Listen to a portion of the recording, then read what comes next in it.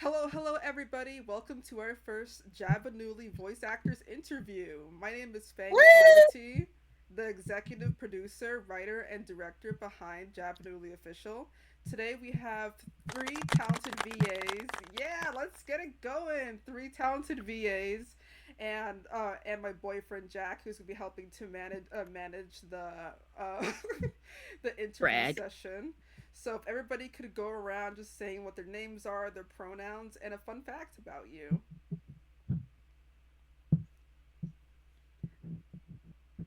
Starting with Cosmo. I'm choosing you.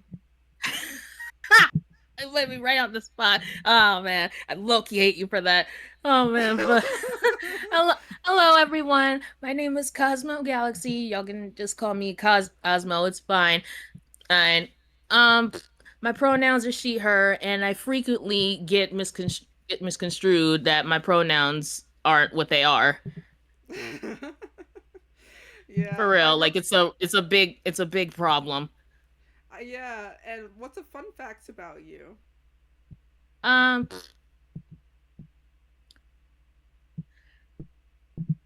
um, Anything? I'm really I'm really bad at I'm really bad at like managing my emotions. Aw, that's okay. That's a lot of people, to be honest. Ew. Alrighty. Yeah. But thank you so much, Cosmo, for introducing yourself. Now let's head over to Milo. Yeah. Hey, I'm Milo, pronouns they, he. And a fun fact about myself is I'm really into like bugs. I love a bug. I have two pet praying mantises in my room right now. That's That so Loki just made my cool. skin crawl, but that's cool that you like bugs. They're in little tanks. They're not just free roaming. Oh, thank. Okay. Alright, we see you, Milo. Thank you, Milo. What about legendary fan 26, who is right now going to be texting as we wait? Yeah, I know the feeling that me on a cranky daily basis. Lol. And it's just going to be like a very relaxed interview from what I see. Hey, I'm Legend. I'm basically the autistic mixed ADHD. I freaking love that. Let's go, Legend. And Jack, would you just like to introduce yourself just for the funsies? Sure. Yippee. Huh? Sure. All right, go ahead, babe. Babe. I'm Jack. Hi, I am Jack. Fang's boyfriend. Yeah. I am a trans man. Hell yeah. That makes both of us because I'm bi gender, so I'm both a woman and a man. So let's go. All right, let's go into the questions now. All right, what piqued your interest trying out for your respective roles? And we could go around just being able to see what people have to say. Cosmo, do you want to go first? Sure. In regards to the characters, um, they don't know this, but even though I got two roles, I tried out for all three. Yeah. And I just like all the characters enough to do it. Obvious, obviously, Loki. One thing that attracted me to Ingrid was the fact that you wanted a black person doing it. I usually like don't buy into that type of advertising, but I'm just like, wow. Yeah. I'm glad it's there for like, wow, you talking about me. Yeah, like I love being able to introduce diversity into cartoons. You know, I'm black myself. I'm half black. So for me, being able to garner that kind of role appropriately really matters to me. So yeah, that's awesome. All right, Milo, do you In want to go regards to next? Oh, go ahead. Go ahead. I'm sorry. Oh, no, no, it's fine. I was just gonna no talk about Titanium a little bit. Like, like it was also like a little bit of the descriptors you gave for each characters. Like, like part of the reason why I auditioned for Titanium was because like, oh my god, I like her, I like her energy. I just like energetic characters, and that kind of just screamed at me. Even though you were like, oh, we want somebody who's either androgynous or whatever. I was like, okay, let me shoot my shot because I like characters like this. Yeah. Thank you so much for answering. That's awesome. Milo, what about you? What piqued your interest trying out for your respective role? Honestly, I've never really been in a project that's super like slice of lifey and like down to earth, like honest to the human experience. But like this felt very like, even though they're all newts and like, aliens for the most part, it felt very like grounded and touching on subjects some other people would be perhaps too scared of, like LGBT issues and SA and race and all that sort of stuff. And that just, Yeah. I think that's what pulled me to it at all. Yeah, It just, that's really yeah. awesome. Yeah. And Lance, what about you? Legendary Fan 26. What do you have to say? What piqued your interest trying out for your respective role?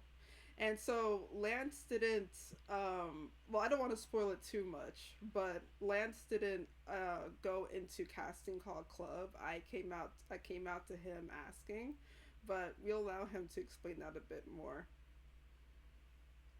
Yeah, you actually kind of like told me that when I was questioning you about like the project beforehand. You was like, "Oh, somebody was already cast." I'm like, "Oh, wow." Yeah. I mean, for me, I guess it's just more like I guess it's like a better opportunity to explore how I feel because a lot of time when people are saying like you just do a voice impression, but when it comes to voice acting, you're basically like pulling yourself inside out to make sure like what you really feel in that moment. So I guess for me, it's just more like try to explore how I feel and how do I put it into a character that I might relate to, but also in a sense like how can I make it humane as possible. That's I don't really want to like cool. I don't want to make it sound like I'm not listening to you, but like I just love your accent. I don't know where it's from, but I'm just like, "Oh my god, where is this accent from?" I love that. Yeah. Yeah, I mean, like that's normally how some people say how thick my accent is. Basically, basically ever since like the whole like heritage of me being Paraguay Argentinians. Basically, they say like not only you have Hispanic, you also have Indian. So that's why that the accent is normally this thick, from It's what I've not heard. like so thick that I can't understand you, but it is like relatively thick. Yeah. It's nice. Alrighty. Your voice sounds nice. I like it. So is Thank yours. Like you got that cute little British accent going on. Oh, British, oh, Never in my life heard someone oh, say British accent before. Really? Yeah, no one really said that I sound British. No, I'm talking about Milo. Yeah, Oh, Milo. Alrighty, let's get into the next question. So, Cosmo, what were some challenges in trying out and how did you overcome them? Um, honestly, I didn't have a challenge when it came to Ingrid, because no Hey! offense, nobody tried out for her. So it's like a slam dunk that I got this effing role. Let's Oh my go! god. But I will say with Titanium, yeah, there was a lot of competition for her, and I was like, do I have that energy compared to everybody else, or do I fit this character as well as everybody else? Because I'm like, oh, this voice sounds so much better than the one I did. Because like I'm Oh. confident about my energies like most of the time, but when it comes to like the actual voice itself, I'm like, dang, this is good. Ah, it's Yeah, there's always like that anxiety that comes with voice acting certain characters, so I get the sentiment. All right, Milo, what about you? What were some challenges in trying out and how did you overcome them? I do. also have pretty bad issues comparing myself to others. And so something that I never do is listen to other audition submissions because that always throws me off. I think that like comparison is like the thief of joy and whatever, and the only thing it'll do is influence like your unique delivery of things. So I suppose I've overcome that challenge many a time by not worrying, and which I will suggest to you too, Cosmo. Don't don't listen to all the other auditions. You're not the casting director. That's not your job.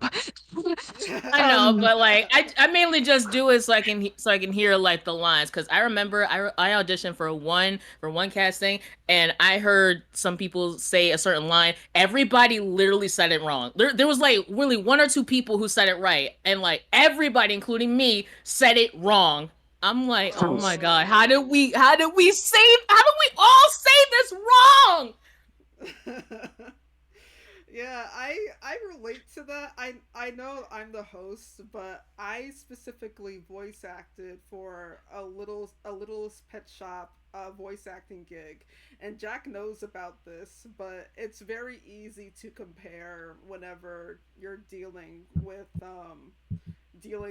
just like performance anxiety and being able to be out there as your own unique self. So I get that. All right, Lance. What it's about you? bad Oh, and it's terrifying, but you really have to just, not in a selfish way, but like focus on yourself. Stay in your own lane sometimes. Yeah. period. Yeah. Period. Period. Yeah. All right, Lance. What about you?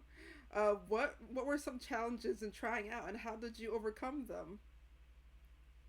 I think it's just like mainly like throughout the characters like try to like fuse my accent with ra another race accent as this character is Ghanese.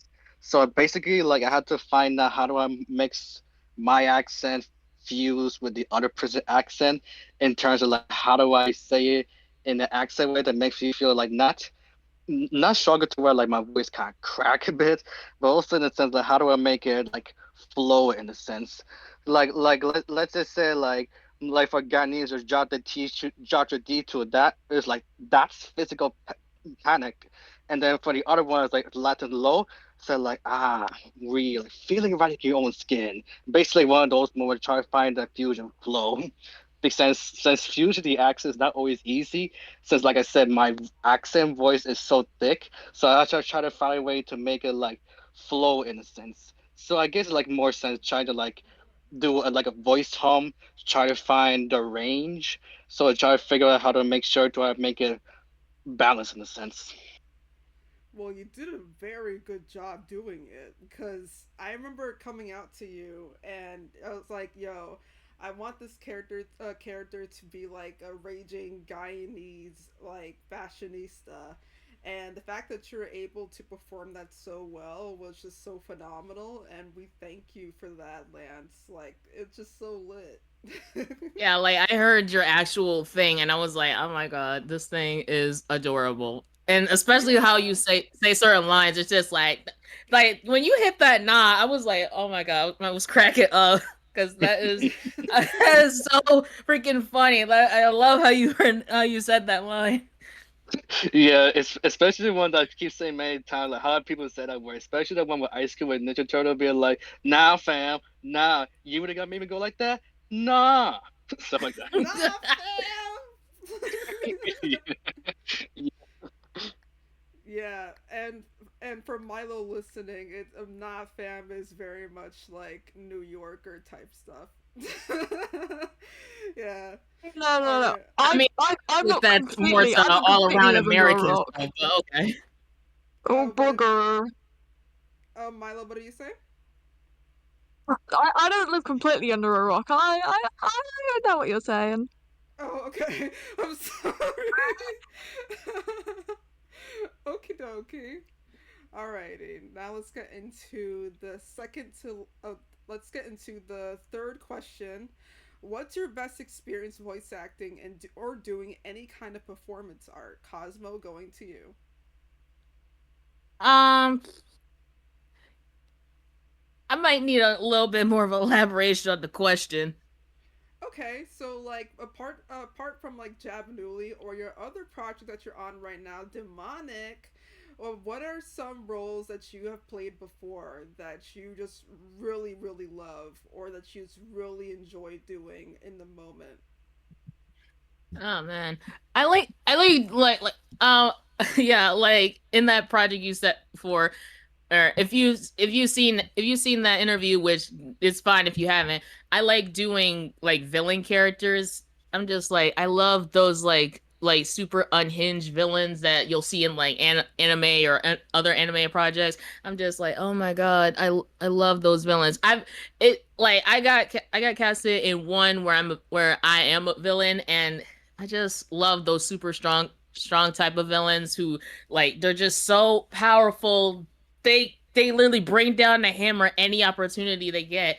I love those type of villains.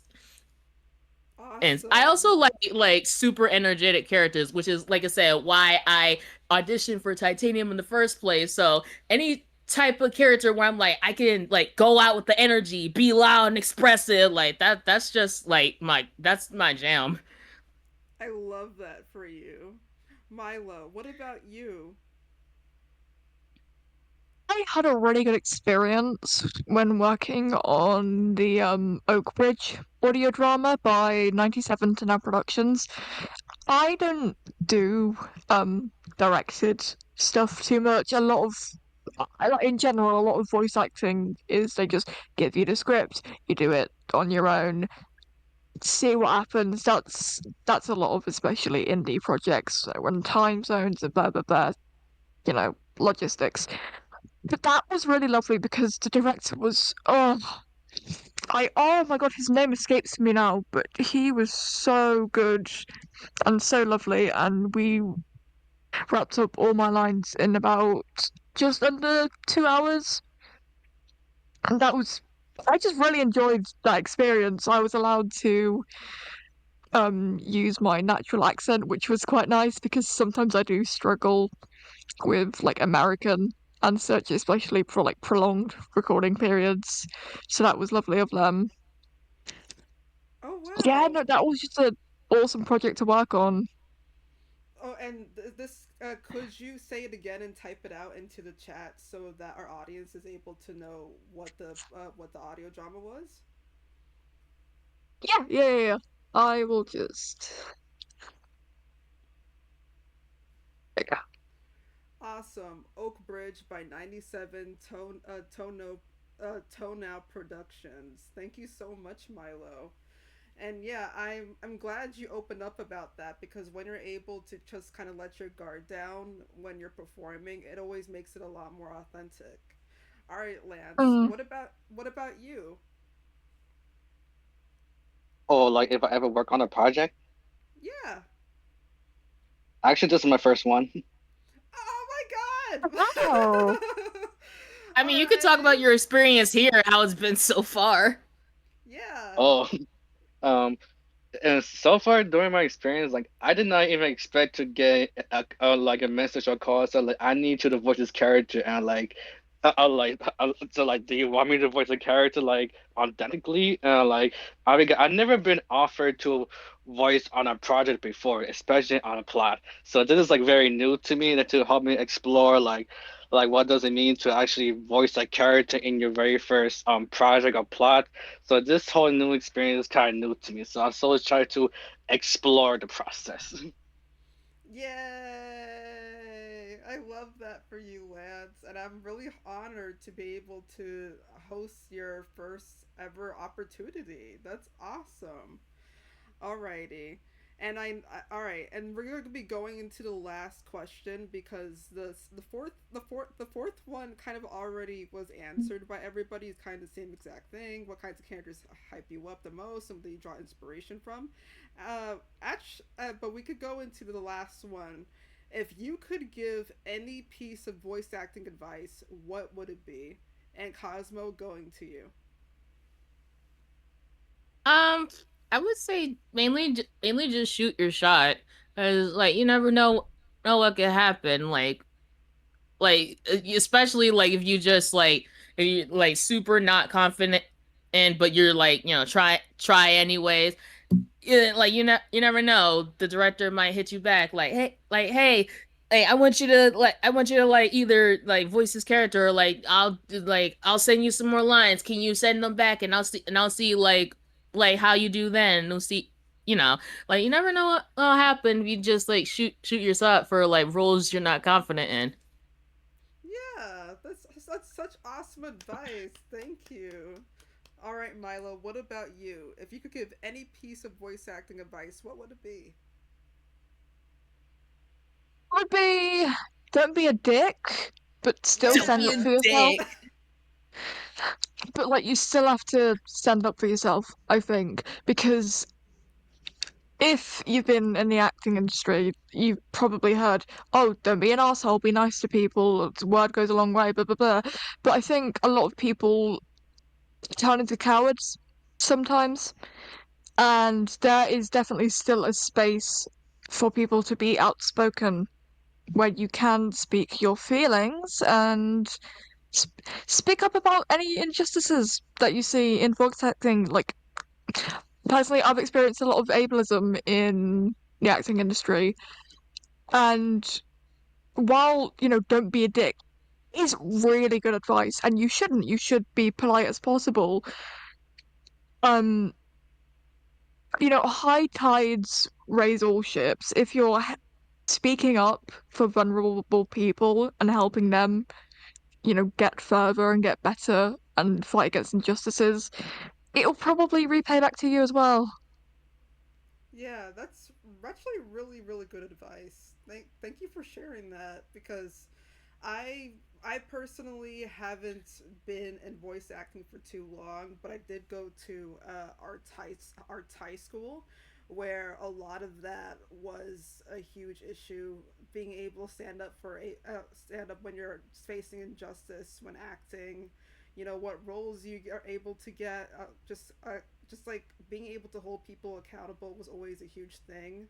And as someone who did anti-racism work for a long time in the art school, it really matters being able to be assertive while also just like, standing your ground. So thank you for sharing that. I think that's really, really good advice for people who are listening. Lance, what about you? Um, I think for me is like the most important thing is like just try out different technique when it comes to voice acting, because there are a lot of times like when you offer to like play the role, just find different technique of like how can you like put your own experience, your own voice range, your own accent, and try to experiment to see how does it fit well with the character. Because for me, because like I said to the previous question, because I am not Guy, I'm more South America of like Paraguay, Argentine. So I had to like use different technique of like how can I fuse all the accent, and for my neurodivergent, for my autism and ADHD, and how can I fuse them all together to make that one character more authentic without over forcing on things that you have no control over. So like I think for me it's like try out different techniques, try out something that makes you feel more comfortable with, and if that technique doesn't work, you could just like note that down and see how can I improve the technique, or just move on to next technique until you find a one that feels more authentically close to you, if that even makes sense. That makes a lot of sense. Thank you so much for sharing that, Lance. And being able to find your own technique is really diverse for everybody. I know for me, like I need to do things a certain way whenever I have done voice acting before, and even just in animation specifically, it applies the same way where you have to find something that's comfortable for you. Especially since you mentioned that you're South American and doing different roles, it definitely reflect differently. And yeah, I think that's just a really good take. All right, guys, thank you so much for being part of our first official Jabanoolie interview. It was so awesome being able to host everybody here and be able to hear from everyone's experiences and voices. This was really successful. And is there any just like remaining thoughts that people have to share just before we head out? This was almost exactly 30 minutes. Oh wow. Yeah, which means we were good on time.